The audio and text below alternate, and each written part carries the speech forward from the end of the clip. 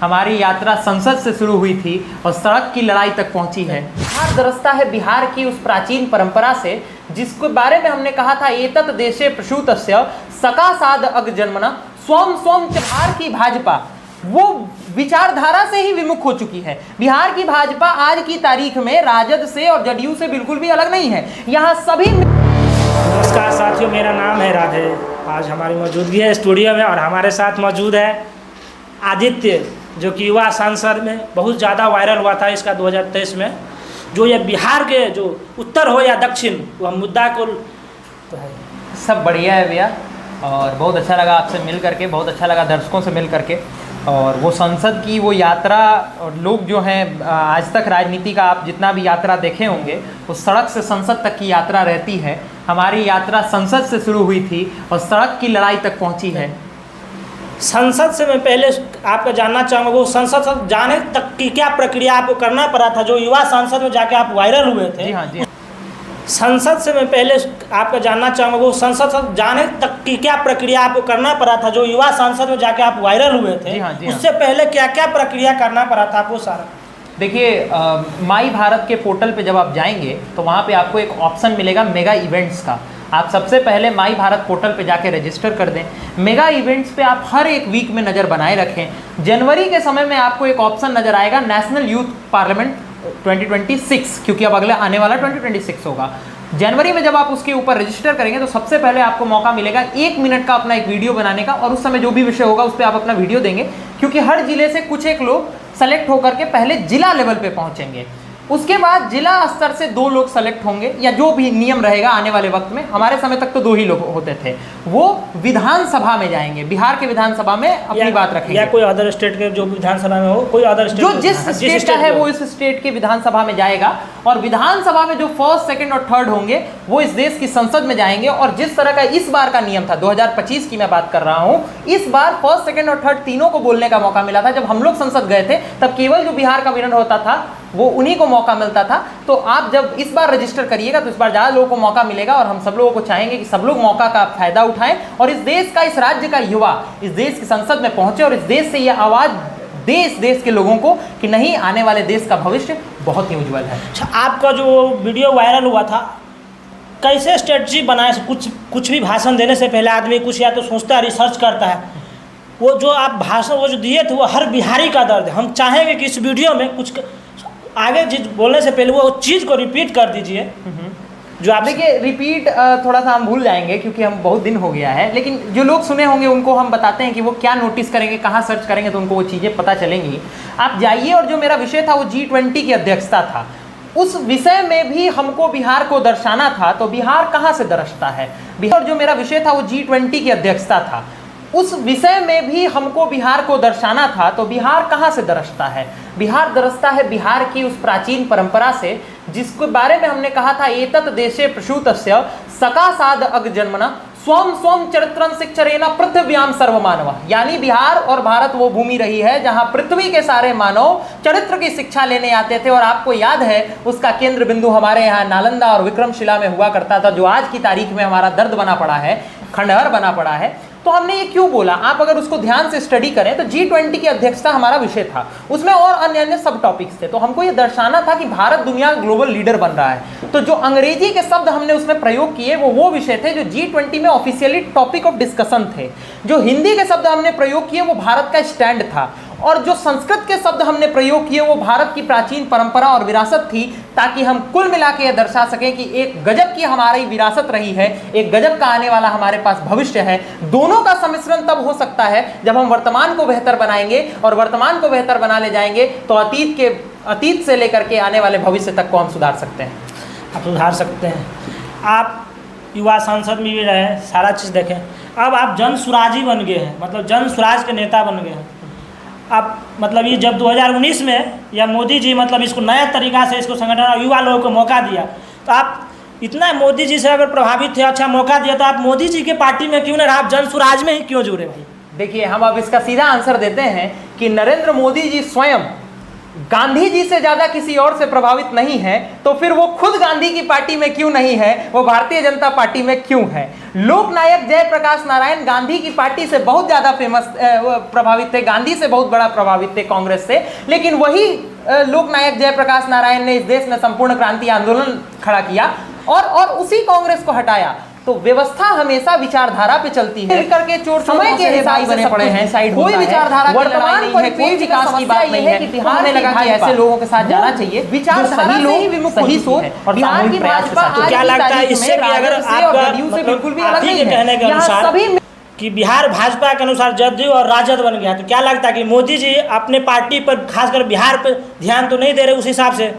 तो मोदी जी ध्यान दे रहे होते तो मोदी जी को खामियाजा थोड़ी भुगतना पड़ता। वही मोदी जी जिनकी सरकार इस देश के हर राज्य में आई, वही मोदी जी बिहार को कभी जीत नहीं पाए। इसका सिंपल रीजन यही है कि उन्होंने कहीं ना कहीं किसी ना किसी तरीके से बिहार के ऊपर ध्यान नहीं दिया, और कहीं ना कहीं मेरे जैसा व्यक्ति जो उनका इतना बड़ा समर्थक है, उसके बावजूद भी उसको राजनीतिक तौर पर दूसरा रास्ता अपनाना पड़ा। इसका सिंपल रीजन है कि उनका ध्यान बिहार के ऊपर कभी रहा नहीं, बिहार के लिए योजनाएं दी नहीं गई, बिहार के विकास के लिए बड़ी बड़ी फैक्ट्रियां लगाई नहीं गई, बिहार के विकास के लिए इस प्रकार का कोई मॉडल ऑफ डेवलपमेंट नहीं बनाया गया जिस तरह का गुजरात मॉडल ऑफ डेवलपमेंट बन रहा था। और कहीं ना कहीं उसके बाद मुझे लगा कि सही डिसीजन यही होगा कि उन लोगों के साथ जाया जाए जो बिहार को बनाने की बात कर रहे हैं, बिहार को सुधारने की बात कर रहे हैं, बिहार के पुनरुत्थान की बात कर रहे हैं। प्रशांत किशोर में ऐसा आपको क्या देखा, किस चीज़ से प्रभावित होकर प्रशांत किशोर से जुड़ गए? प्रशांत किशोर को तो लोग कहता है कि बिजनेसमैन है, आप कैसे जुड़ गए इसमें? अरे यार, ये तो सबसे अच्छी बात है। इस देश को बिजनेसमैन की तो जरूरत है। इस देश को भ्रष्टाचार के रास्ते पे ले जाने वाले नेताओं की इस देश को जरूरत नहीं है। आप एक बात बताइए, इस देश की सबसे बड़ी समस्या बताइए। एक वाक्य में अगर पूछेंगे तो सब लोग कहेगा बेरोजगारी और गरीबी। गरीबी और बेरोजगारी कैसे दूर होगा? रोजगार से और पैसे से। पैसे किसके पास है? बिजनेसमैन के पास। तो अगर सब लोग ये आरोप लगा रहे हैं कि प्रशांत किशोर बिजनेसमैन है, तो बहुत अच्छा आरोप है। इसको तो हम लोग मेडल समझेंगे अपने लिए कि भाई बहुत अच्छा आरोप आप लोग लगा रहे हैं कि कम से कम चोर तो नहीं बोल रहे हैं ना, कम से कम अपराधी तो नहीं बोल रहे हैं ना, बिजनेसमैन बोल रहे हैं ना। बिजनेसमैन होना चाहिए, बिजनेस ग्रो करेगा तभी तो लोगों को रोजगार मिलेगा। तो अच्छा है भाई, आप लोगों की बात हम लोग स्वीकारते हैं, हम लोग बिजनेसमैन हैं। और बिहार जो गरीबी में गया हुआ है, जिसका एक तरह से इनकम जीरो हुआ पड़ा है, माइनस में इनकम जा रहा है, उसके इनकम को बढ़ाने के लिए अगर बिजनेस ही करना पड़ रहा है तो हम लोग बिजनेस ही कर रहे हैं। और हमारा बिजनेस क्या है? हमारा बिजनेस यही है कि हमारे लोगों के, बिहार के लोगों को रोजगार मिलना चाहिए, बिहार के बच्चों को शिक्षा मिलनी चाहिए, बिहार के महिलाओं को ऋण मिलना चाहिए, बिहार के आदमी का पैसा। अगर आपको सीडी रेशियो के बारे में प्रशांत जी बताते हैं, मैं आपको दो आंकड़े बताऊंगा, एक वो जो प्रशांत जी बता रहे हैं, एक वो जो प्रशांत जी नहीं बता रहे हैं। प्रशांत जी ने जो आंकड़ा बताया, उन्होंने बताया कि बिहार का सीडी रेशियो है लगभग 40%। मैं आपको लेटेस्ट डेटा दे देता हूं, वो पुराना वीडियो। अभी का जो डेटा है, जो पिछले क्वार्टर में राज्यसभा में पेश हुआ, उसके अनुसार बिहार का सीडी रेशियो है 59%। यानी 100 रुपया बिहार का आदमी बैंक में रखता है तो 40 रुपया उन राज्यों में भेज दिया जाता है जिन राज्यों में 107 और 104 जैसे सीडी रेशियो है। तमिलनाडु, बंगाल, ये हमारा महाराष्ट्र या फिर पंजाब, जहां पे बिहार का आदमी जाके मजदूरी कर रहा है, तो बिहार के लोगों को पैसा नहीं मिल रहा है ऋण के तौर पे। तो आप कहेंगे कि सिंपल रीजन है कि बिहार का आदमी पैसा लेता होगा बैंक से और लौटाता नहीं होगा, इसलिए बैंक पैसा देना बंद कर दी। तो जब आप इस आंकड़े के ऊपर जाइएगा तो मैं आपको एक बहुत बड़ा आंकड़ा देता हूं। पिछले सत्र में भारत की वित्त मंत्री निर्मला सीतारमण ने संसद में एक डेटा रखा था। पिछले इनकी सरकार ने बड़े बड़े उद्योगपतियों का 16 लाख करोड़ रुपया माफ किया। ध्यान से आपके दर्शक भी सुन लें, 16 लाख करोड़ रुपया माफ किया बड़े बड़े उद्योगपतियों का। आपको पता है पिछले 9 साल का बजट कितना है बिहार का? कुल मिला दीजिएगा तो 16 लाख करोड़ रुपया। यानी बिहार के पिछले 9 साल का बजट माफ कर दिया गया बड़े बड़े उद्योगपति को। तो बिहार में भी होना चाहिए था, कुछ ना कुछ होगा। तो बिहार, अगर भारत में 100 लोग रहते हैं तो बिहार में 13 लोग रहते हैं। 100 रुपया अगर भारत का बजट है तो बिहार को केवल 6 रुपया बजट में दिया जाता है। और 100 रुपया अगर एनपीए के तौर पे भारत ने बर्बाद किया है, भारत के लोगों ने 100 रुपया लिया और वापस नहीं लौटाया, तो बिहार के लोगों ने केवल 1 रुपया नहीं लौटाया। आप मुझे बताइए कि 100 रुपया लेके 99 लोग जब लौटा दे रहे हैं तो आप समझिए 99% सक्सेस रेट वाले राज्य को आप सीडी रेशियो में 41% पे लेके चले आए। ये स्टेट लीडरशिप का फेलियर है, नीतीश जी की सरकार का और भाजपा के गठबंधन का ये फेलियर है। और एनडीए सरकार को इसके लिए सार्वजनिक तौर पे माफी मांगनी चाहिए कि वो बिहार के लोगों को मूर्ख बना रहे हैं और बिहार के पैसों के साथ उस पैसों को दूसरे राज्यों को भेज रहे हैं, वो भी महाराष्ट्र जैसे राज्यों को, कर्नाटका जैसे राज्यों को, जहां पे बिहार का आदमी मजदूरी करने जाता है तो भाषा के नाम पे पिटा जाता है। अब मान लीजिए कह रहे हैं, मान लीजिए प्रशांत जी कह रहे हैं यही चीज़ रोकें। प्रशांत जी की यदि सरकार आती है इसको कैसे मतलब कि रोका जाएगा बिहार में, पूरा पैसा आप बता दीजिए। सिंपल बात बता रहे हैं। प्रशांत जी ने तो एकदम रोड मैप सामने रख दिया है, कोई और रख के दिखा दे। उन्होंने कहा कि हमारी सरकार आएगी, ये पैसा बिहार के बाहर नहीं जाने देंगे। बिहार सरकार के पास पूरी अथॉरिटी है, बिहार के बाहर कैसे नहीं जाने देंगे? बिहार सरकार के पास पूरी अथॉरिटी है कि बिहार सरकार किस तरह से किस व्यक्ति को ऋण देना चाहे या ना देना चाहे। देखिए मैं आपको एक बात बता देता हूं, एक राज्य की सरकार में, एक संघवादी देश में जहां फेडरल सिस्टम लागू होता है, अब फिर मैं अब ये बात बोलूंगा लोग विरोध करने लगेंगे। 9वीं फेल लोगों को ये सब समझ में नहीं आएगा। सुन लीजिए मेरी बात, क्योंकि ये सब चैप्टर 10वीं कक्षा में पढ़ना है। जब आप संघवाद की विचारधारा पढ़ेंगे आपको समझ में आएगा कि प्रदेश की सरकार इतनी ताकतवर होती है कि अगर वो चाह जाए तो केंद्र की सरकार को उनके सामने झुकना पड़ेगा। नरेंद्र मोदी की सरकार गुजरात में हुआ करती थी और उस समय 10 साल तक इस देश में किसकी सरकार थी? मनमोहन सिंह की सरकार थी। लेकिन गुजरात का विकास हुआ कि नहीं हुआ?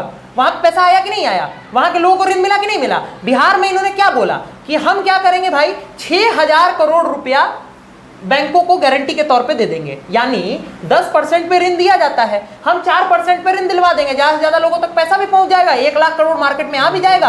और जो लोग इकोनॉमिक्स समझते हैं वो समझते हैं कि जितनी ज्यादा लिक्विडिटी ज्यादा बढ़ेगी उतना ज्यादा इन्फ्लेशन कम होगा, उतनी ज्यादा महंगाई कम होगी और उतना ही ज्यादा लोगों का इनकम ज्यादा बढ़ जाएगा। यही करने के लिए प्रशांत जी डायरेक्टली समझा रहे हैं। लेकिन भैया एक बात बताइए, 9वीं कक्षा में पहली बार इकोनॉमिक्स का पहला चैप्टर पढ़ना होता है। जो 9वीं में ही फेल कर गए थे उनको अर्थशास्त्र के ये कंसेप्ट थोड़ी ना समझ में आने वाले हैं। लेकिन भाई भारत का संविधान भी तो ये कहता है कि भाई कोई भी लड़ सकता है, या आप चुनाव या नेता बनने के लिए तो कोई है नहीं, जरूर कहीं विकास करने के लिए लिखा नहीं होता है कि कोई आप पढ़ के ही, कितना पढ़ के भी विकास नहीं करते हैं, कितना बिना पढ़े भी करते हैं। अब अभी लेटेस्ट पे आ जाते हैं, सम्राट चौधरी को 7वीं फेल पे केस किया है प्रशांत जी पे केस किया और एफआईआर किया है। क्या कहना चाहेंगे आप? हम क्या कहना चाहेंगे? हम थोड़ी कह रहे हैं, प्रशांत जी थोड़ी कह रहे हैं। आप एक बात बताइए, इस देश का चुनाव आयोग होता है कि नहीं होता है? आप याद कीजिए, टीएन सेशन चुनाव आयोग के अध्यक्ष हुआ करते थे। जब वो चीफ इलेक्शन ऑफिसर थे तो उन्होंने एक बयान दिया था, I am not a part of government of India, I am the chief election commissioner of India. इसका सीधा मतलब यह था कि election commission government of India का पार्ट नहीं होती है, गवर्नमेंट ऑफ इंडिया के लिए काम जरूर करती है। उसी तरीके से उसी इलेक्शन कमीशन ऑफ इंडिया को जो आपने अपना डेटा खुद दिया है सम्राट चौधरी के तौर पर, 1995 में अलग जानकारी, 2000 में अलग जानकारी, 2005 में अलग जानकारी, 2010 में अलग जानकारी। अरे भाई आप व्यक्ति हैं या शेयर मार्केट कभी ऊपर कभी नीचे जा रहे हैं? भाई सिंपल समझने वाला बात है। ये तो सम्राट चौधरी को इसके ऊपर बयान देना चाहिए, मैं क्या बयान दूंगा इसके ऊपर? क्या लग रहा है मंगल पांडे को फिर से प्रशांत ने लिया है 86 लाख में टारगेट पे? देखिए भाई, हम हमेशा कहते हैं चोर चोर मौसेरे भाई, एक ही पार्टी में बैठ करके इनके पैसे को उनके पिताजी के अकाउंट में, उनके पिताजी का उनके बहू के अकाउंट में, बहू के अकाउंट से घर खरीदा जा रहा है। वो भी कब खरीदा रहा है मेरे भाई? जब बिहार का आदमी मास्क और ऑक्सीजन के बिना मर रहा था, लाशें गंगा में तैर रही थी, उस दौर में आप अपना मकान खरीद रहे थे, आप अपना घर बना रहे थे और यहाँ का आदमी रोड पे घूम रहा था। वो एक बहुत बड़ी कहावत है, मुझे याद नहीं आ रहा जो उनके लेखक थे, लेकिन मैं वो कहावत बताना चाहूंगा कि घर बनाने का तसव्वुर तो बहुत बाद का है, पहले ये तो तय हो कि इस घर को बचाएं कैसे। और जनसुराज वालों की तरफ से कहेंगे कि घर बनाने का तसव्वुर तो बहुत बाद का है, पहले ये तो तय हो कि इस घर को बचाएं कैसे। और लाख तलवारें झुकी आती हो गर्दन की तरफ, लेकिन अब सर झुकाना नहीं आता तो फिर झुकाएं कैसे? तो फिर इन लोगों को समझना चाहिए, केवल घर बनाना जानते हैं, बिल्डिंग खड़ा करना जानते हैं, लेकिन राज्य को खड़ा ये लोग 20 साल में नहीं कर पाए। जनता इस बार जब चुनावों में जाएंगे तो गिरबान में हाथ डाल के पूछेगी कि 20 साल दिए थे आपको, पढ़ा लिखा होना जरूरी नहीं था ना? आप ही बोल रहे हैं, तो बिना पढ़े लिखे कौन सा आप बहुत बड़ा बिहार को न्यूयॉर्क बना दिए हैं कि आपके ऊपर विश्वास किया जाए? और जब 7वीं पास और 7वीं फेल आदमी नहीं बना पाएगा तो 9वीं फेल पे क्या विश्वास करेंगे? उनके पिता और माता को तो पहले ही से मौका दिए थे, नहीं कर पाए।